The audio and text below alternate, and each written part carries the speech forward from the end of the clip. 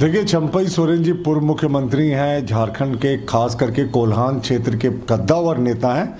उनका भारतीय जनता पार्टी में पूरे बड़े हृदय के साथ स्वागत है। बूथ होगी और हेमंत सोरेन जी के कहेंगे ना, ताबूत में अंतिम कील उनकी सरकार के ताबूत में ठोक दिया चंपई सोरेन जी के एग्जिट ने। झारखंड के पूर्व सीएम और देश के दिग्गज आदिवासी नेता चंपई सोरेन को लेकर सियासी गलियारों में जो कयास लगाए जा रहे थे, उस पर अब तकरीबन मुहर लग चुकी है, जिसकी घोषणा असम के मुख्यमंत्री और भाजपा झारखंड प्रभारी हेमंत बिस्वा शर्मा ने की है। दरअसल गृह मंत्री अमित शाह के आवास पर मुलाकात के बाद सोमवार की रात हेमंत बिस्वा शर्मा ने अपने सोशल मीडिया प्लेटफॉर्म एक्स पर लिखा, झारखंड के पूर्व मुख्यमंत्री और हमारे देश के प्रतिष्ठित आदिवासी नेता चंपई सोरेन ने थोड़ी देर पहले केंद्रीय गृह मंत्री अमित शाह से मुलाकात की। वो 30 अगस्त को रांची में आधिकारिक तौर पर बीजेपी में शामिल होंगे। वहीं चंपई सोरेन के भाजपा में शामिल होने को लेकर बीजेपी के प्रदेश प्रवक्ता प्रतुल शाहदेव ने कहा कि उनका भारतीय जनता पार्टी में स्वागत है। जेएमएम ने उनको अपमानित किया था, तो ये होना ही था। उनके आने से कोल्हान क्षेत्र में हमारी पार्टी को मजबूती मिलेगी। देखिए, चंपई सोरेन जी पूर्व मुख्यमंत्री हैं, झारखंड के खास करके कोल्हान क्षेत्र के कद्दावर नेता हैं। उनका भारतीय जनता पार्टी में पूरे बड़े हृदय के साथ स्वागत है। और जिस तरीके से उनको अपमानित किया गया था झारखंड मुक्ति मोर्चा में, मुख्यमंत्री रहते ही उनको सरकारी कार्यक्रमों में जाने से मना कर दिया गया था हेमंत सोरेन जी के द्वारा, और उसके अतिरिक्त उनसे जबरन इस्तीफा लिवा लिया गया। और जो विधायक दल की बैठक बुलाई गई, उनको बाद में सूचना दी गई, जबकि विधायक दल के नेता वही थे। तो पूरे तरीके से जेएमएम ने उनको अपमानित किया था। तो ये तो होना ही था। और एक बार फिर से सिद्ध हो गया है कि झारखंड मुक्ति मोर्चा में सोरेन डायनेस्टी के बाहर का कोई भी बड़ा ट्राइबल लीडर क्यों ना हो, उसको इज्जत नहीं मिलती, तवज्जो नहीं मिलती, उसको एक ना एक दिन बेइज्जती का सामना करना पड़ता है। चंपई सोरेन के आने से हमारी पार्टी निश्चित रूप से कोल्हान क्षेत्र में विशेष रूप से बहुत मजबूत होगी। और हेमंत सोरेन जी के कहेंगे ना, ताबूत में अंतिम कील उनकी सरकार के ताबूत में ठोक दिया चंपई सोरेन जी के एग्जिट ने। जेएमएम वालों का कहना है कि पार्टी से बाहर जाने के बाद किसी भी इस तरह के पॉलिटिकल फिगर को वो सम्मान नहीं मिल पाता है, या बीजेपी में जाने से जो पार्टी में रहते हुए मिलता है, और उनको बहुत सम्मान लोगों ने दिया, ऐसा करता है।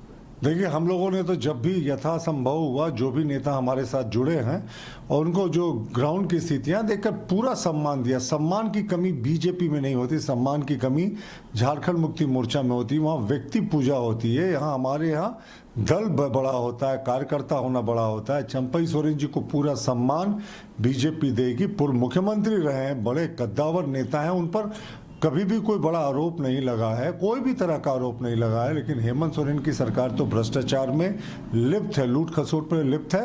तो मुझे लगता है इस सरकार जो डूबती हुई नाव थी ना, ये अब नाव का डूबना और तेजी से बढ़ जाएगा।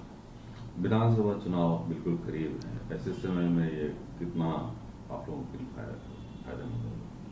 देखिए, पूर्व मुख्यमंत्री हैं चंपई सोरेन, कद्दावर नेता है कोल्हान क्षेत्र के, कोल्हान टाइगर कहा जाता है।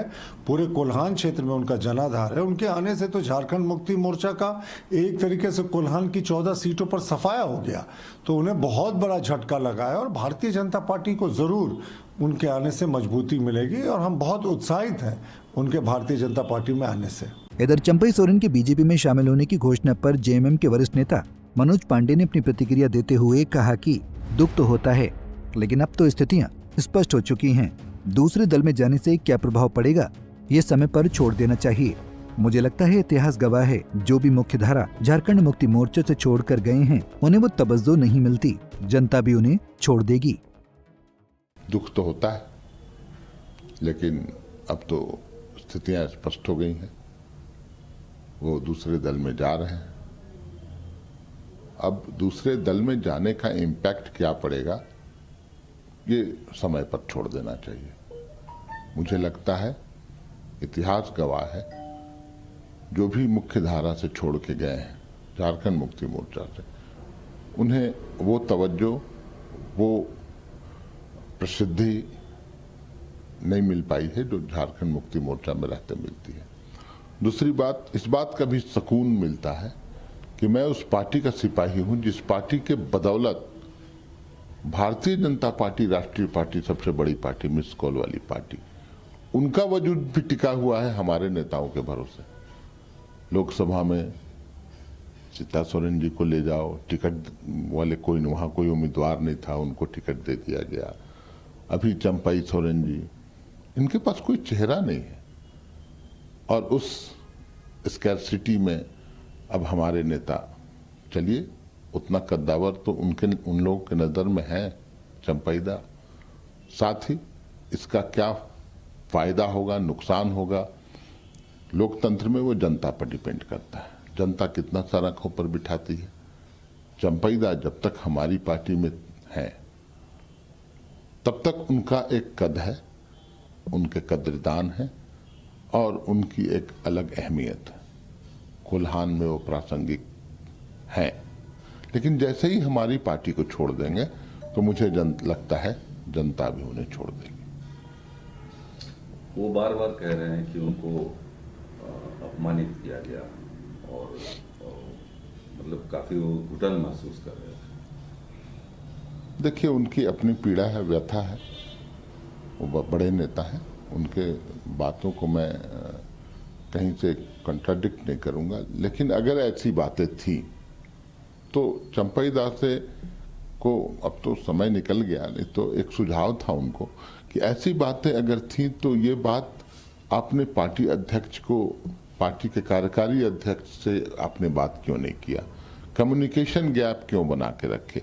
आप एक सीनियर मंत्री, लीडर, हम सभी के अभिभावक समान थे, तो इन छोटी बातों को लेकर आप अपना परिवार छोड़ दें, ये कहीं से भी उचित नहीं था। कहा जाता है कि उन्होंने नंगे पांव घूम के, ये बातें बार बार कही गई, और गांव गिराव घूम घूम के पार्टी को खड़ा किया और उनको वो सम्मान नहीं मिला जिसके वो जो डिजर्व करते थे। नहीं, देखिए, आंदोलनकारी तो वो हैं, आंदोलन उन्होंने किया है, गुरुजी के साथ ही रहे हैं, नंगे पांव भी घूमे होंगे। उस वक्त के कई एक ऐसे नेता थे, खुद हमारे गुरुजी नंगे पांव घुमा करते थे।